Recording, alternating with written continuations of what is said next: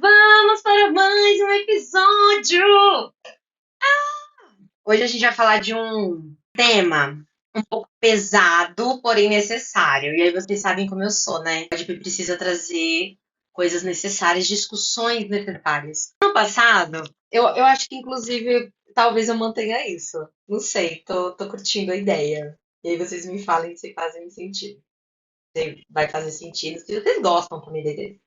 Ano passado eu falei sobre o Ainda Estou Aqui, quando eles ganharam o Globo de Ouro. E, inclusive, foi antes do Oscar, então, né? O Oscar ainda era um sonho mais possível, porém, por conta do Globo de Ouro. Inclusive, se eu não me engano, o nome do episódio foi Globo de Ouro.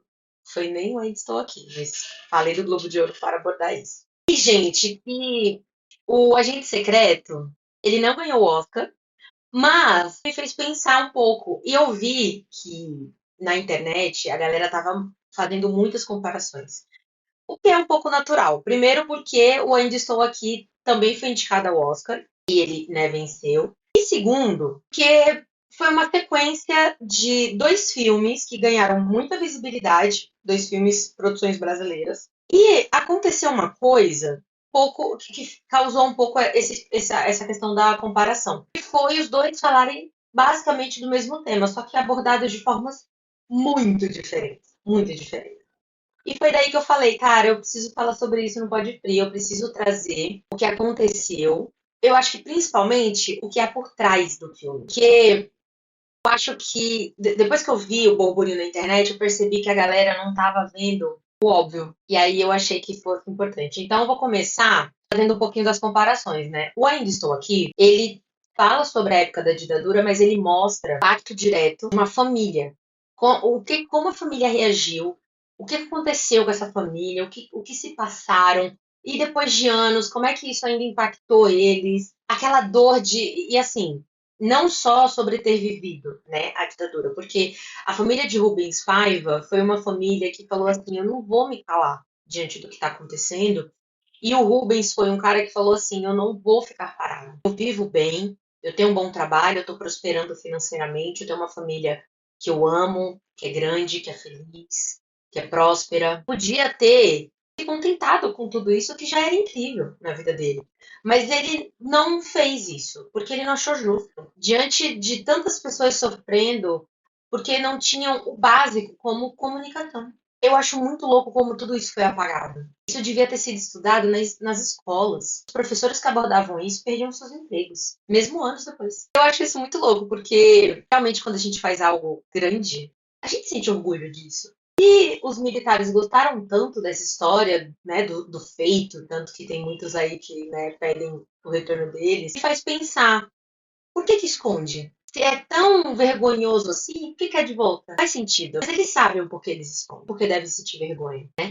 Enfim, aí no Ainda Estou Aqui é muito abordado esse lado, essa questão do impacto da família que teve um integrante que inclusive era o patrono, né, era o provedor, e a partir do momento que ele sai, a vida inteira daquela família muda, e mostra isso, mostra como funcionou para o Rubens, mostra como foi para a esposa dele e para os filhos, teve uma filha que foi levada também à força para a interrogação. Então, o Ainda Estou Aqui mostra tudo isso de uma forma muito emocionante.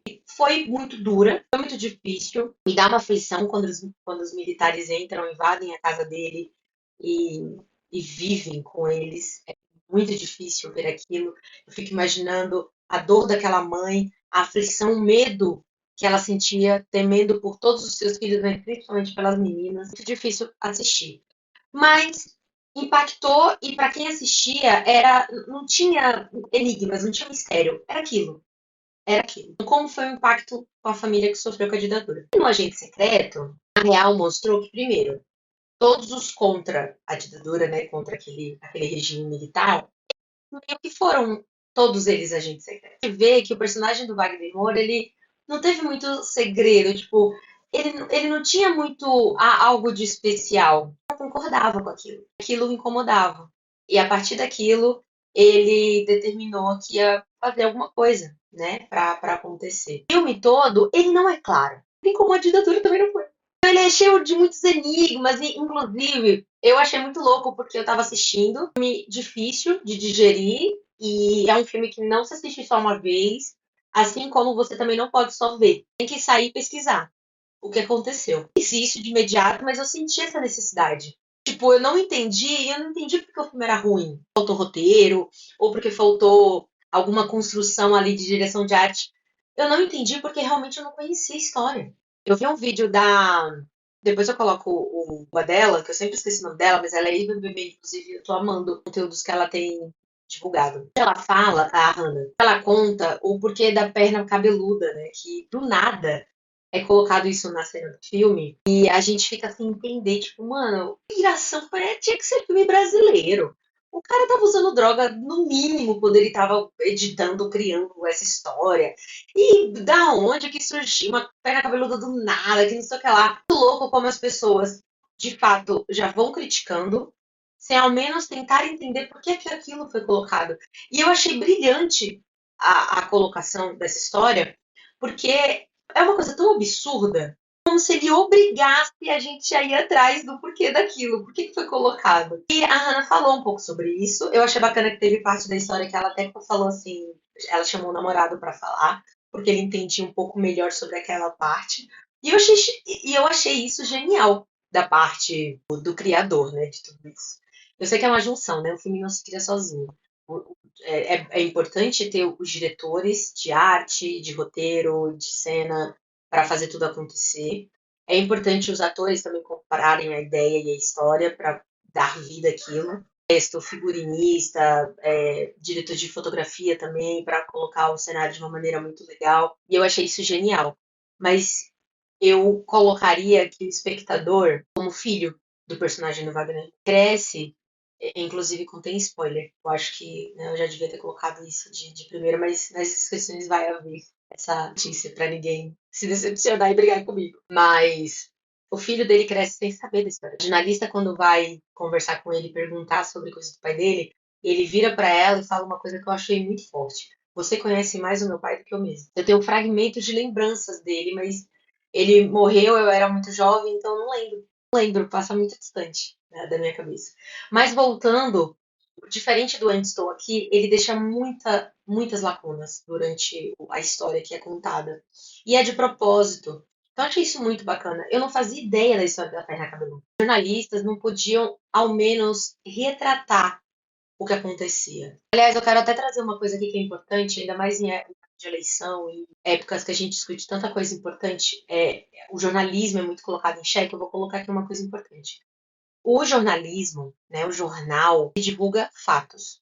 Por mais que há jornais onde o jornalista ele fala a sua opinião sobre uma história, ele não consegue se conter com as emoções e acaba se emocionando dando uma notícia ou outra. Por mais que isso de fato aconteça, o jornalismo ele é feito para contar histórias verídicas. Então, quais são os fatos? Uma prova muito viva disso é essa história do tenente-coronel que cometeu feminicídio com a esposa. E foi muito louco, né? Que ele segura essa história que é suicídio. Não, ela cometeu suicídio. E ele mantém essa com convicção, essa versão, mesmo contra todos os fatos, né? Tudo tá contra. Tá tudo mostrando que não faz sentido algum o que ele tá falando. Mas ele tem a autoconfiança do hétero, como ele mesmo colocou, do macho alfa, né? Que ele falava muito isso pra esposa dele. Que medo disso. Mas é a mesma, é o mesmo tom, é a mesma linha que se segue. É a segurança de saber que vai passar impune. A autoconfiança de saber que tá tudo. Mas enfim. O jornal, quando começou a divulgar, né? Houve a notícia, foi encontrado o corpo, como aconteceu. Eles não emitiram opinião. Eles colocaram no final. A família não tá vendo sentido nessa história que está sendo contada por ele. Até porque eles viviam um relacionamento abusivo. Opa, né? Então vamos lá. O que será que está acontecendo? Os jornais, pelo menos os daqui de São Paulo, Bom Dia São Paulo, o Jornal Nacional, eu percebia que eles não estavam pendendo para um lado ou para o outro. Eu percebia que eles estavam colocando os fatos na mesa. O que aconteceu? Eu vi que hoje um jornalista, não foi um jornalista, acho que foi um perito, o quão foi importante os profissionais que foram na hora que foi feita a chamada pelo próprio humilhante, né? O quão foi importante eles não considerarem ou levarem em consideração que ele era um tenente-coronel, que era importante averiguar tudo. E se não fosse a postura deles profissional de perceber as coisas, eu estava no banho, eu vi um barulho e foi um tiro. Mas Por que que ele não tá molhado? Por que que ele não parece tomar um banho? Porque mesmo com a orientação dos profissionais, ele ainda assim foi tomar banho, levou as roupas e coisas que não podia para o banheiro. Então, como foi importante ver isso? Mas eu percebi isso. Eles mostraram os fatos e eu assistindo aquilo, eu na hora vi, cara, certeza que foi feminicídio. Eu fiquei pensando muito nisso. Mas ninguém esboçava a verdadeira opinião. É isso que o jornalismo é. Ele fala sobre os fatos, ele apresenta as provas. Olha o que foi colocado, olha como foi dito, olha como. Enfim, é sempre assim. E aí, alguns jornais permitem, né, que se tenha, que se esboce uma opinião, e ele deixa claro que essa é a opinião dele ou dela, que isso foi uma emoção que partiu dele ou dela, mas que não faz parte do cenário. E no Ainda Estou Aqui, era a mesma coisa, né? O jornalismo não podia parar de acontecer, mas a ditadura não queria registro. O regime militar não queria provas. Ei, ninguém precisa saber o que está acontecendo no Brasil. Não, ninguém vai falar sobre isso, não. Eles tinham tanta consciência que o quão aquilo era absurdo, eles faziam mesmo assim, sem vergonha. Quer dizer, vergonha tinha, né? Porque se não houvesse vergonha, não fazia daquele jeito errado. E eu acho isso muito legal de como é contada, né? Então, cara, foi encontrada uma perna masculina dentro de um tubarão. E no filme mostra, né, que o cara foi dito como um comunista e por isso que ele, né, foi desvivido. E aí eles colocaram isso como e eles não queriam que fosse encontrado, que fosse investigado. E as pessoas assim, meu Deus, mas foi encontrado uma perna humana dentro de um tubarão, tá? Tem alguma coisa acontecendo. A parte que a Hannah coloca o namorado pra falar, inclusive, é sobre isso. Por que que teve uma época que apareciam tantos tubarões em Recife? E ele comentou que isso aconteceu porque foi feito um cais em algum porto de lá que foi construído em cima de algas marinhas, onde alguns peixes específicos, uma espécie, né, de peixe se criava lá, vivia lá, que era os alimentos dos tubarões. Quando foi construído esse cais, destruíram o lar desses peixes. Esses peixes saíram de lá e os tubarões ficaram com fome. Então, o humano mexeu no habitat natural e ele foi buscar outras formas de se alimentar. E aí ele foi para uma área que era muito conhecida e muito famosa por ser liberada para banho, e aconteceu o que aconteceu. Então, houve muitos ataques de tubarão na época. E no filme eles não falam muito sobre isso, mas se a gente for procurar a fundo, a gente encontra essas informações. No vídeo dela, inclusive, que eu descobri essa história da perna cabeluda. Bom, foi usado por muitos anos, inclusive, conta a história que tem cordéis sobre a perna cabeluda. Tem muitas histórias que criaram através dela, de forma lúdica e fantasiosa, para mostrar o quão necessário naquela época, porque não tinha outra forma de se retratar. Bom, foi colocado isso, né? Foi colocada essa forma no jornalismo, porque não podia se apontar. Tenente Coronel Fulano de Tal mandou prender não sei quem, Fulano morreu e ninguém sabe o que aconteceu com ele foi sequestrado, ele era comunista, o que está acontecendo? Não sabemos. Então, para noticiar tudo o que se acontecia, jornalistas usavam códigos. E eu achei isso muito legal porque eu lembrei das histórias das músicas do Caetano Veloso, do Gilberto Gil e de tantos outros artistas que lutaram muito nessa época para a gente ter a liberdade de expressão que a gente tem hoje. Os músicos, eles falavam. Inclusive, tem uma história de uma música do Gilberto Gil que ele falou com um código tão forte na música que a ditadura liberou. Não viram um problema naquela música. Por isso que eles faziam isso. Era para isso mesmo, para serem liberadas. Gente, vocês têm noção que o regime militar eles proibiam até peças de teatro acontecerem. Porque se a história fomentar algum ódio contra o regime militar, tá errado. Errado. Não, não pode. Não. Inclusive, comunismo é coisa de quê? Gente maluca, que não quer seguir diretrizes da sociedade brasileira de, sei lá, é tão absurdo que eu não consigo nem colocar isso em palavras. Ou medir o que fazia sentido na cabeça deles, porque nada disso fazia sentido. Pausa para água. Já beberam água hoje? Eu fiz o escovar presta, sábado, que eu tinha que gravar e mil e uma coisa aconteceu. Eu jurei que o cabelo ia ficar horrível e o cabelo tá divo. Não pode, né? Mas enfim, é por isso que eu tô gravando. Pra não desperdiçar essa beleza de cabelista. Aí, eles usavam desses códigos para que eles não fossem calados, porque tudo que envolvia uma palavra direta era retirado, excluído. Livros foram tirados de circulação por conta disso. Mas enfim. tudo que gerava uma ideia de verdade, de expressão, enfim, de vida, eles faziam coisas do gênero. Bom, dito isso, no Ainda Estou Aqui fala um pouco sobre isso, muito pincelado, mas tem um pouco sobre isso.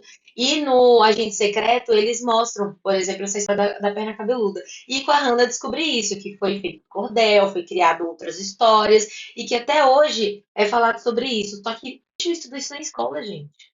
Fez parte da história do Brasil.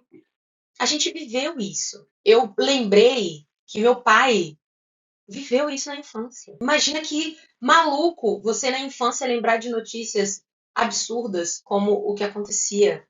Uma pessoa simplesmente sumia. Tem pessoas que até hoje, o Rubens Paiva parece que demorou mais de 50 anos para ser aprovado a certidão de óbito, né, e comprovarem que de fato ele morreu. Mas existem pessoas da mesma época que até hoje a gente não tem notícias, a gente não sabe se sobreviveram, se morreram, como morreram, onde foram enterrados. A gente simplesmente não sabe. Caraca, por que que isso não foi, sabe, documentado? É muito assim, parece que a gente está cometendo um crime se a gente for atrás dessas informações. Porque elas são tão difíceis de encontrar e tem pessoas, né, que a gente pode ir atrás, tem livros que a gente pode ler. Hoje, graças a Deus, a gente consegue umas informações de uma forma mais rápida. Mas tem muita coisa escondida, tem muita coisa velada. Isso não ser retratado nas escolas tem um motivo. Eu lembro que foi quando o professor falou sobre a ditadura e contou sobre tudo o que aconteceu que eu me interessei por história. Aquilo faria toda a diferença. Na escola que eu soube que eu nunca deixaria de votar, porque a luta das mulheres, das minhas antepassadas, para que eu conseguisse ter o direito ao voto, foi muito árdua. Não é justo com elas e comigo que eu não vote. Vote consciente, por gentileza, não é só apertar o botãozinho, não. Eu lembro que eu tive essa discussão com a minha mãe nunca gostou de votar. E o discurso que ela sempre ouvia fazia sentido ela não querer votar, né? Então eu não julgava ela por não querer votar ou não achar aquela ação bacana, mas eu tive uma conversa séria com ela sobre isso. Eu falei, mãe, não é justo com as nossas antepassadas, não é justo com a luta que as mulheres tiveram pra gente votar. Imagina que maluco você ser o maior percentual de população e você não poder falar o que você pensa, sabe? Imagina que maluco você ter os candidatos à presidência, e por mais que você não goste de nenhum, imagina que maluco você vê um deles falando atrocidades e você não poder fazer pelo menos uma ação que é votar em alguém que tá contra isso tudo. Gente, como assim isso não é falado, sabe? Como assim isso não é dito? A perna cabeluda representa muito isso, né? Porque a perna cabeluda nada mais é do que uma forma de dizer. Então, o que, que eles falavam? Ao invés de falar de, né, o policial ou o militar tal fez tal coisa em tal dia com tal pessoa, em vez que tinham provas, tinham testemunhas, eles não, de novo, eles escondiam murmúrios e as provas, né, as notícias, mas eles não disfarçavam as ações. No Ainda Estou Aqui tem uma cena, logo no começo do filme, que a filha mais velha tá andando de carro com os amigos e eles são barrados numa blitz. Cara, o primeiro pensamento que me veio na cabeça, que me veio na minha cabeça, e a atriz me passou isso, foi o medo de morrer, o medo de não voltar para casa, antes de qualquer coisa, numa blitz. Imagina você viver constantemente nessa agonia, nessa aflição, de eu não sei se eu vou voltar para casa, não sei o que pode acontecer comigo. Aí com os meus amigos, não é só sair com os meus amigos. E, gente, eu sei que a gente vive numa sociedade perigosa, não muda muito, a gente sabe que a gente sim pode sair e não voltar, né? Tem tudo isso. Mas na época era como se a gente não pudesse contar com mais ninguém além de quem a gente amava.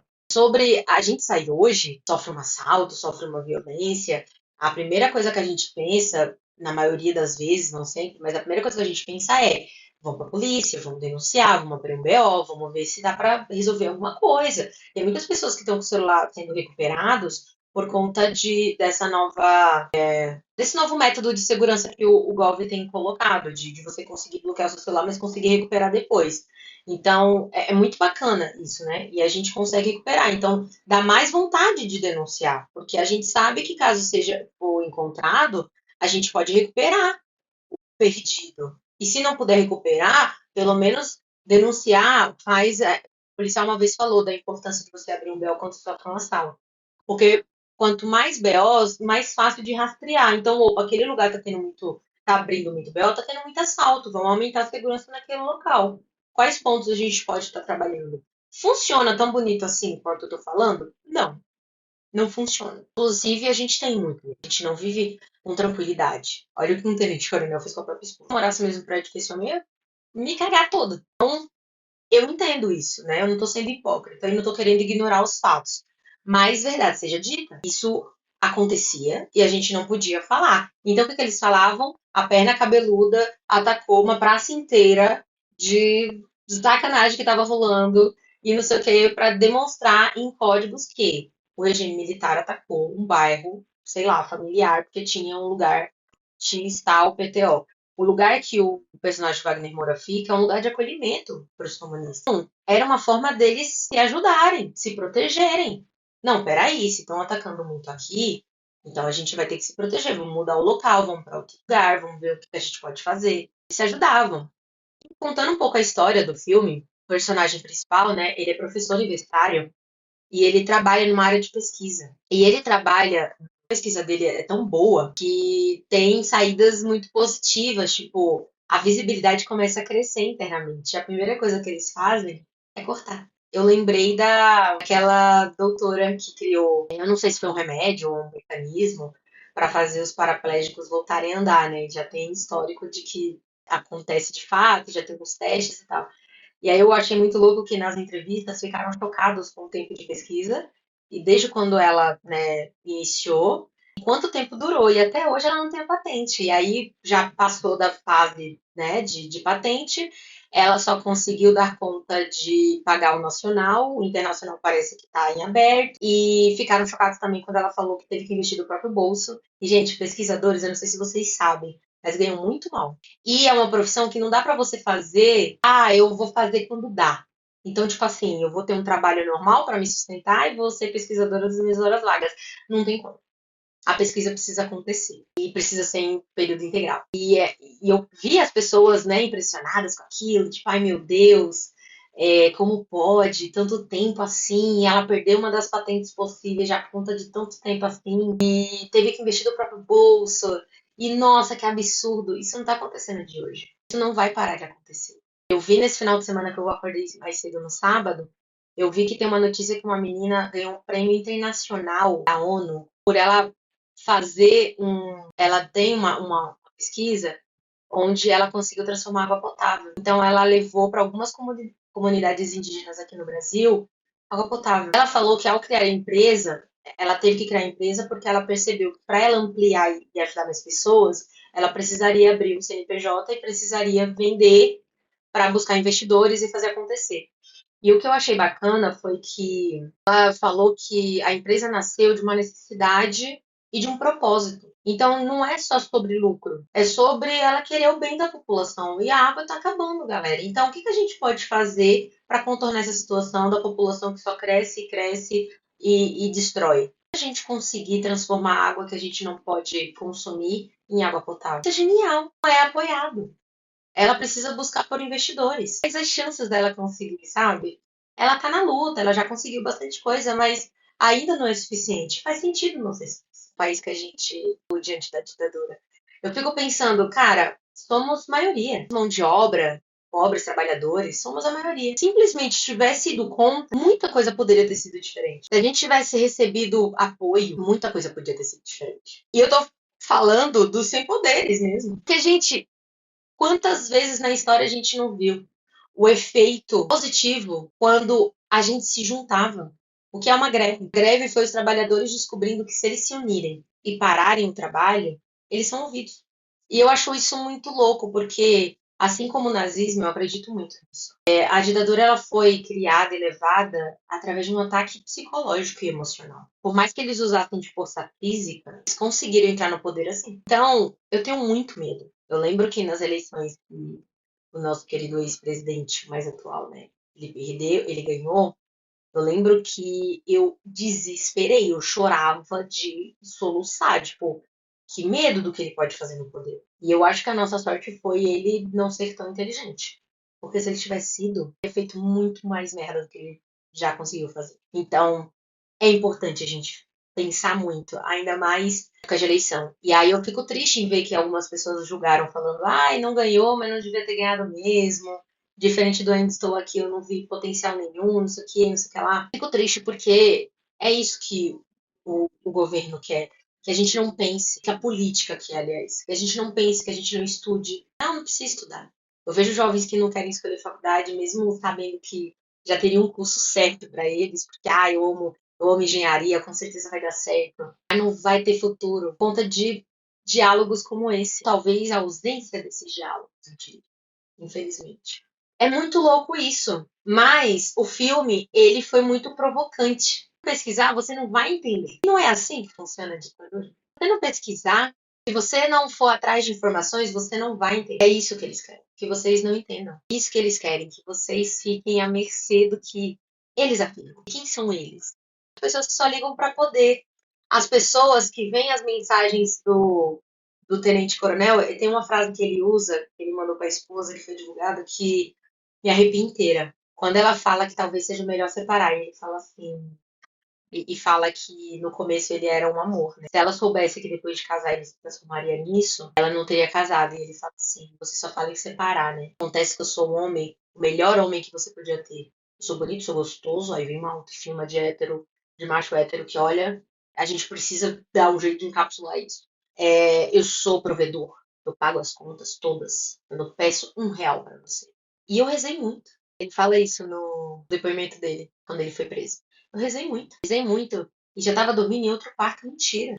Tem fatos contra, sabe? Tem provas que mostram isso, mas me arrepia porque essa galera, ela sabe como a religião manipula a mente das pessoas. E elas usam o nome de Deus em vão para fazer essas coisas erradas. Então, gente, por isso que eu achei tão legal o filme e por isso que eu achei muito importante trazer esse tema para a gente conversar, para a gente entender como é que funcionou e para a gente não se contentar com pouco. Vamos pesquisar, vamos comprar livros de pessoas que viveram isso e tem tanto a dividir. Vamos atrás de matérias da época, o que acontecia, ouvir as pessoas que vivenciaram isso na pele, seja só como espectador, seja só com medo de sair de casa. Imagina você ter medo de estudar. Imagina você ter medo de exercer alguma profissão dos seus sonhos. Surgiu uma denúncia de abuso sexual contra o mesmo tenente, né? Aí a pessoa pediu para, pelo menos enquanto pudesse, mostrar anônimo. E eu fiquei pensando, ele deve ter feito isso não só com uma, não só com duas. Detalhe, a denúncia, segundo, né, quando aconteceu pela mulher, ele já estava casado com a esposa, ex-esposa agora, né, que ele viu. Enfim, isso é muito triste. Isso me pega no lugar de. Porque, assim, quando uma mulher sofre isso, todas sofrem. E eu já ouvi muitas amigas que queriam entrar na polícia militar e não entram, ou na civil, por conta disso. Sabem que não vai ser fácil. Mas não é no sentido de dificuldade e complexidade. É no sentido de relacionamento. Colegas de trabalho podem ser seus maiores inimigos. Isso é fator determinante para decidir que profissão seguir. É triste, cara. Eu fico muito triste. Mas, ao mesmo tempo, em relação ao agente secreto, eu fico feliz com a visibilidade. O Wagner falava muito sobre isso. A gente não sabe se vai ganhar, a gente quer muito vencer, mas se a gente não levar nenhuma estatueta para casa, que fique a reflexão e que o filme ganhe, quebre barreiras, sabe? Dobre a audiência. Isso, é sobre usar indignação, sobre te cutucar e não permitir que você não entenda ou, no mínimo, não saiba. É sobre te incomodar. Quando apareceu a cena da perna cabeluda atacando a praça, que estava acontecendo muita sacanagem, foi isso que aconteceu comigo. Me incomodou. Do nada. Gente, de onde que surgiu isso aqui? Não faz sentido. Mas é isso. É provocar. Fazer você ficar da onde? Você jogar no Google e descobrir que era uma forma que os jornalistas tinham para se comunicar. E aí você lembra que o Gilberto Gil, ele foi expulso do próprio país. Viveu anos na cadeia por conta disso. Tim Maia também foi um cara que aconteceu isso. Quase não sei falar. Eu fui no musical dele no Teatro Claro e eu fiquei chocada. Eu fui com uma amiga e a gente conversava muito sobre isso. Gente, é incrível como a gente não fazia ideia dessa história. E aí o Tim Maia é um conjunto de coisas abomináveis da sociedade, né? Gordo, preto e ainda por cima com alma de artista. Era um insulto para a sociedade, a verdade é essa, né? Mas ele tentou, na medida do possível. Ele não foi um cara 100% correto. Ninguém é, né? Ninguém é perfeito. Gilberto Gil não é perfeito, Caetano Veloso não é perfeito, Tim Maia também não era perfeito. Me deu uma raiva de Roberto Carlos no especial, no musical, porque falava amigo, se mostrava, eu ajudo meu amigo. Foi ele, fez o mínimo pra falar, eu fiz. Pra depois se vangloriar desse pequena merda que fez e sair divulgando de olha que cara incrível que eu sou. Essa foi a imagem que o musical me passou dele. Enfim, gente, eu quero saber. Comentem aqui se vocês já assistiram o filme, o que que vocês acharam. E pode ser honesto, se você não gostou do filme, pode colocar aqui. Mas eu quero que vocês pensem nisso. Tipo, se você não gostou, por que que você não gostou? Não era essa a intenção do filme? Te provocar? Te indignar? Te deixar confuso? Pra fazer você ir correr atrás da informação? Pensem nisso. Reflitam, saber o que vocês acharam e eu espero muito que vocês tenham gostado. Eu espero muito que vocês dividam aqui comigo a opinião de vocês. E é isso. Eu queria muito para esse bate-papo convidar algum historiador, algum especialista sobre, porque é um assunto que me interessa muito. Espero que vocês se sintam provocados. Quem não assistiu,